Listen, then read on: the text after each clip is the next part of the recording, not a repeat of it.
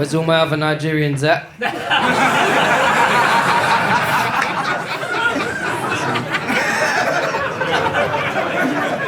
What's going on, man? What's going on? You right? Look uncomfortable already, you okay? Yeah? Good. Alright. It's good to be here, man.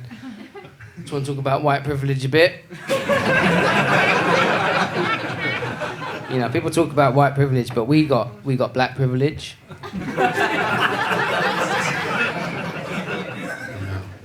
Not more about our privileges. You know, we have got black privilege though.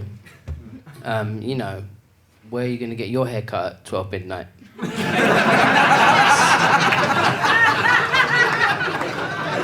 wish you had that privilege. Yeah. It's nice to be here, man. Can't believe she done my Chinese set just before me.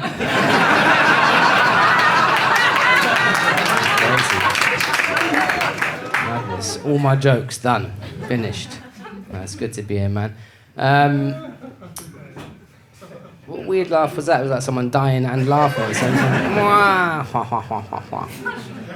I've had a tough week, man. I've had a tough week, guys. I had a baby. No, I didn't have a baby. I mean, I can't. Could have done. Bigger. Could have done. No, that was actually 11 months ago, but the joke's old now. But I've just had a baby, so I am a dad now. It's hard, man. It's hard. I shit up my arm earlier, right away up my arm. Parents, give me a cheer. It's hard, and no one told me it was that hard. Kept it a secret. For the dirty little secret you all kept. Just, it's so good. Yeah, you'll love it. You'll love it. What the fuck has happened to my life, man? Hard. Shit all up my arm. Cleaned it off. Went to Lidl because this job's paying well. Got to the till and went to hand over the money. Cashier noticed at the same time as me, I still had a little bit of poo on my thumb. What is going on, man? Thought I'd make it better. I said, oh, don't worry, that's not mine.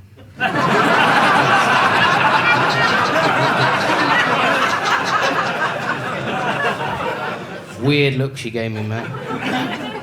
Said, that's a baby's. I could have said mine. I could have said my baby. I said a baby. What the fuck is going on, man?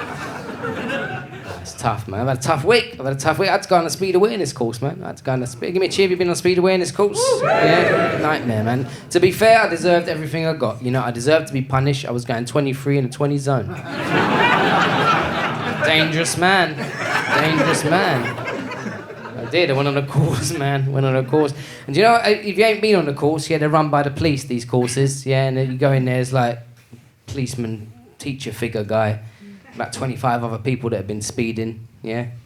And he talks to you like a piece of shit all day and then you drive home fast, yeah? Because you're annoyed, yeah? How dare you talk to me like that, bitch, yeah? And for me, yeah, it was tricky because I went in there and it was like a teacher figure in a classroom of people. And for me, when I get into like a situation where there's like a classroom situation, a teacher figure, I can't help it. I revert back to being a student in school and I have to make the class laugh. I'm the class clown. I can't help it, right? So for these people, it was a speed awareness course. For me, audience of 25, more of a gig. Yeah. And this policeman guy, started the course. He said, "Okay, can anyone on this course here today give me a reason why you might find yourself driving over the speed limit?" Quick as a flash, I said, "What about if you're getting chased by the police?"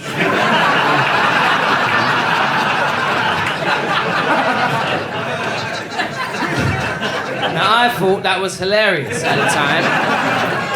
But I don't know if anyone didn't hear it or they didn't get it, but it was silent.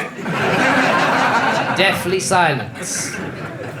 You know, people say to you sometimes after gigs, you say, "Oh, it must be really hard when nobody laughs." I say, I'll tell you what's harder than people not laughing on the stage is when you tell a joke in public, in person, and not only do they not realise you've told a joke, there's no laughter or acknowledgement of anything at all, right? It kept happening throughout the day, right? This guy cracked on with the course. He said, "Does anyone here remember that advert on television with the little girl in it? And she used to say, 'If you hit me at 30 miles an hour, there's an 80% chance I'll live. But if you hit me at 40 miles an hour, there's an 80% chance I'll die.'" Now, does anyone here on this course know why that advert isn't on television anymore? Quick as a flash, I said, "Is it because that little girl's dead now?"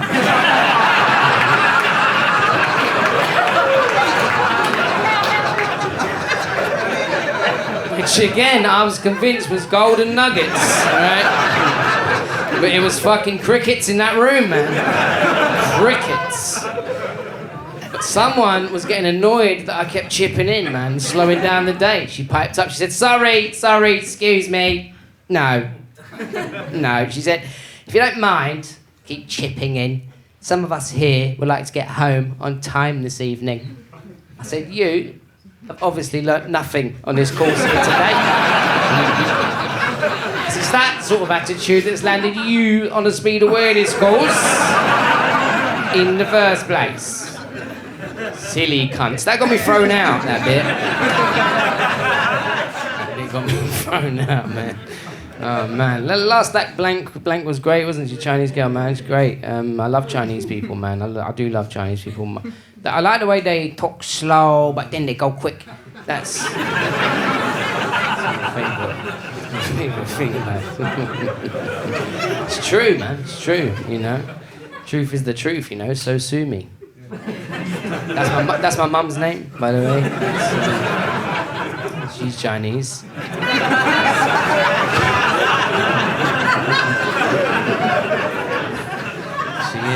She is Chinese, man. Do you know what? I'll tell you about my favourite Chinese person, right? He owns my local chip shop. Lovely man, yeah, known him for a long time. And I go in the chip shop. I said long time, like I didn't mean that as in like a... But it just came out like that. I didn't mean long time. That was just me talking. I've known him for a long time, right? I go in the chip shop on a Friday. It's always very busy on a Friday, yeah? We'll be going around checking everyone's orders. He'll get to me, he'll say, so you want 2 cod and 1 large chip? And I always think, how big is this chip going to be? Looking over in the fryer, I'm thinking, I don't think it's in there, is it? Is his wife going to come out from the back of it on her shoulder? I got you 1 chip there. You don't need no more, only 1. Wasn't even going to do that joke, but she was on before me and I had to. So...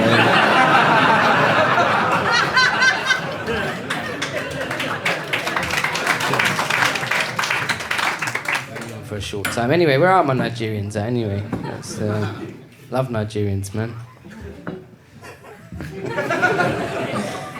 Small tension in the room there. What's he gonna do now? What's he gonna do? Do you know what though? I'd give up all my white privileges, yeah. My black privileges. I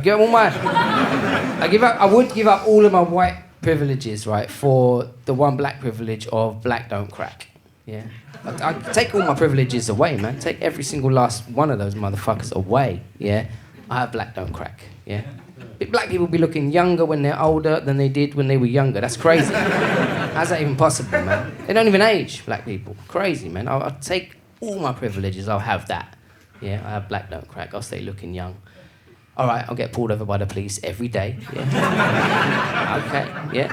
But they'll be asking me questions like, are you even old enough to drive this car? I'll take it. Yeah. Why are you out so late? Just going to get a haircut.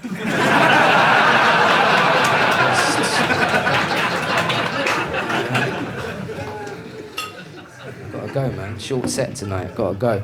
But I'll tell you a story before I go, right? Listen, I love this place because, you know, everyone in here understands that comedy is, you know, it's just jokes, isn't it? It's just jokes. Nothing serious. There's no malice behind any of it. It's just fun and laughs. And I think we're at a point where people are realising that. You know, we're going back. We're turning back now, and people are going back to realising actually I can just laugh at stuff. It's just a joke. It's okay to laugh at stuff. The best comedy, it comes from a place of truth and honesty, and sometimes it comes from a place of sadness. You know, that's the truth about comedy. It's sometimes just because you're laughing at something doesn't mean you don't care about it. You know, doesn't mean you don't care about a sad situation if you're laughing. So I'll tell you this story before I go, and it involves all of those things. It's honest, it's true, and it's sad, but it's also funny. There are funny points, right? My day job was, I used to be a carpet fitter. That was my job, in and out of people's houses all the time. And one time I went and knocked on a house, right, and this old man was in this house and he had dementia. Yeah, horrible disease. You're slowly watching someone you love disappear mentally, right? But luckily this old man has been looked after by his son, right? So I go in to fit this carpet and the son says to the old man, he says, Dad, you stay in the kitchen, stay out of the way. Dad goes in the kitchen, he's looking at the floor, he's talking gibberish to himself. No one knows what he's saying. I'm fitting a bit of carpet on the stairs, right? After about 10 minutes of working away in silence, this old man comes out the kitchen. He gets to the bottom of the stairs where I am. He's looking up the stairs. He's not looking at me. He's calling for someone called Dave. Dave! David! Dave! This went on for about 5 minutes, right? No one stopped him. And I got to the point I thought, this man's, he's not in the current time in his mind. He's in the past. There's someone called Dave in the past that he thinks is here now and it's not. And it got quite sad, right? And I thought, oh man, I wish this would stop because it's quite a sad time now. But then amongst that sadness, there was the funny moment, right? You know, people with dementia, now and again they come back into themselves again, but just for a minute, aren't they? Well, this man came back. It was like his soul returned to his body, but just for a second, right? He stopped doing what he was doing. He stopped calling for Dave. He realised what he'd been doing, and he said this to himself. Who is this Dave?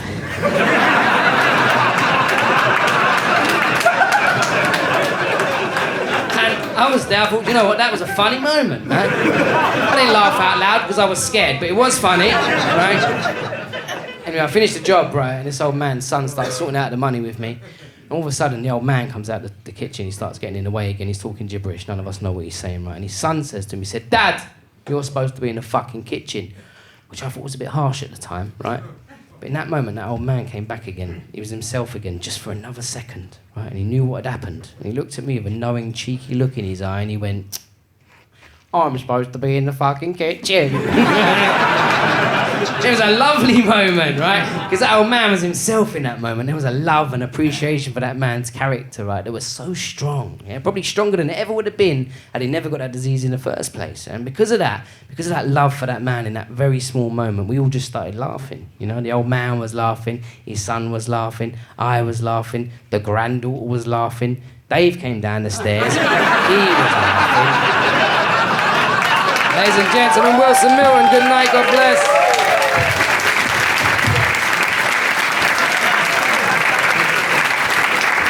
And we have a huge round of applause for Wilson Milton! Okay.